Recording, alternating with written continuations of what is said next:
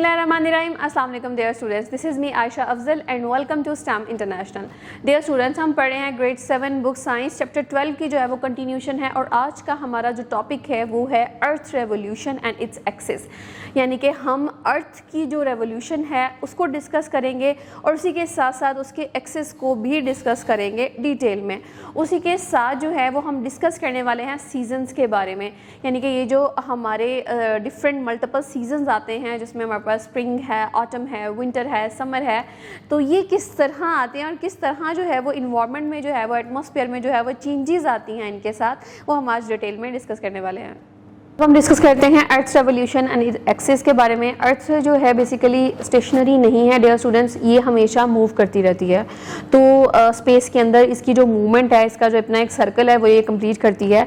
ये अपना एक सर्कल जो है वो सन के अराउंड जो है वो कंप्लीट करती है और in an oval shape orbit, और completing one full revolution is about 365 days, यानी कि 365 डेज के अंदर अर्थ जो है वो सन के अराउंड अपना एक साइकिल कंप्लीट करती है, जिसको हम एक साल भी कहते हैं, विच फॉर्म्स अ ईयर। ये मूवमेंट जो है अर्थ की अराउंड द सन, ये रेवोल्यूशन कहलाती है। और सेम टाइम पे अर्थ रोटेट कर रही होती है अपने एक्सिस को भी हर 24 आवर्स के बाद, यानी कि दिन और रात का कॉन्सेप्ट जो है हमारे पास आता है। हर 24 आवर्स के बाद जब अर्थ अपने एक्सिस को चेंज करती है तो उस चेंज होने के रिजल्ट में हमारे पास डे और नाइट का जो है वो कॉन्सेप्ट आता है। ये जो मूवमेंट होती है अर्थ की ऑन इट्स एक्सिस, ये बेसिकली रोटेशन कहलाती है। यहाँ पे हमें दो जो है वो कॉन्सेप्ट समझ आए, रेवोल्यूशन का भी और रोटेशन का भी। रेवोल्यूशन क्या है? जब अर्थ जो है अपना एक मूवमेंट का साइकिल कंप्लीट करती है within a year around the sun, वो रेवोल्यूशन है। और जो उसकी एक्सिस जो है, जो अर्थ की मूवमेंट है ऑन इट्स एक्सिस, वो बेसिकली रोटेशन कहलाती है, जिसके नतीजे में हमारे पास क्या आते हैं, डे एंड नाइट। ये जो चेंजिंग ऑफ सीजन है ये भी जो है वो are not caused by how far Earth is from the sun. ये इसलिए कॉज नहीं होता कि अर्थ जो है वो सन से कितना दूर है, instead they happen because earth axis is not a straight. ये सिर्फ इसलिए होता है क्योंकि अर्थ का जो एक्सिस है वो स्ट्रेट नहीं है, ये स्लाइटली जो है वो टिल्ट है, थोड़ा सा जो है ना वो टेढ़ा है। तो इसका जो एंगल है वो 23.5 डिग्री जो बनता है इसके ऑर्बिट्स के अकॉर्डिंग, ठीक है।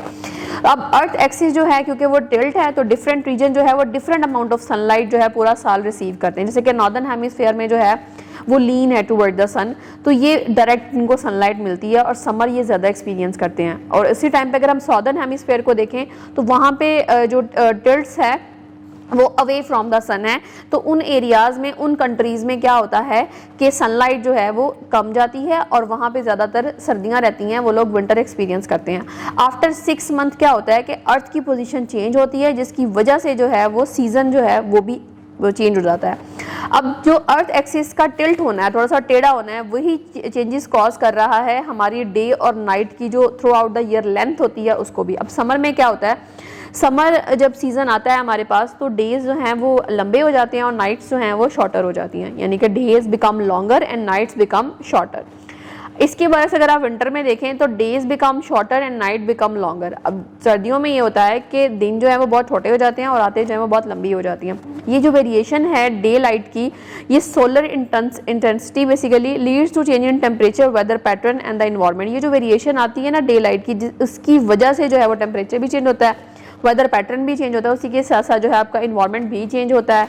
तो आपको फील हो रहा होता है कि जी अब गर्मी है, अब सर्दी, आपको सीजन्स का जो चेंज होना है ना वो भी इजीली जो है वो फील हो जाता है। फिर अब हम डिस्कस करते हैं कि सीजन्स हमारे पास कौन कौन से हैं हेमिस्फीयर के अंदर।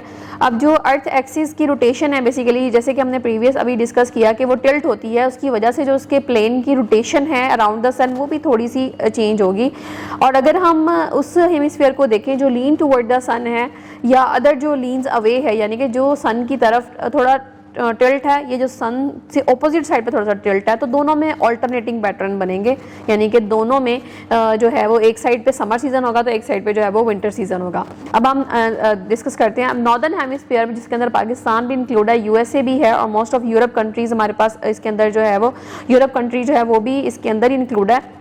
यहाँ पे जो समर सीजन होता है वो जून टू अगस्त होता है, but this part of Earth is tilt toward the sun, क्योंकि इस टाइम के अंदर जो है जो अर्थ होती है वो टुवर्ड टिल्ट होती है सन, जिसकी वजह से जून टू अगस्त जो है वो गर्मी थोड़ी ज़्यादा होती है और वहाँ पे समर सीजन जो है वो एग्जिस्ट करता है। और विंटर तब होता है दिसंबर टू फरवरी, जब सन जो है वो टिल्ट मतलब कि अर्थ जो है वो टिल्ट अवे होती है फ्रॉम द सन।